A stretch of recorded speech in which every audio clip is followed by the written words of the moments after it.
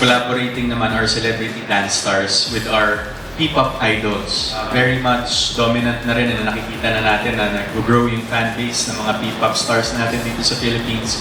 So I think that's one way of leveling up sa Season 2 for Stars on the Moon.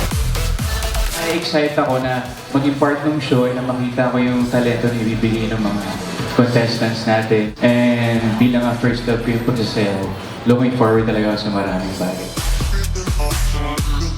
Na-excite ako na nakafocus sila sa sayaw. Kumbaga, sino ba talaga sila pag walang microphone, ma-highlight yung skills nila.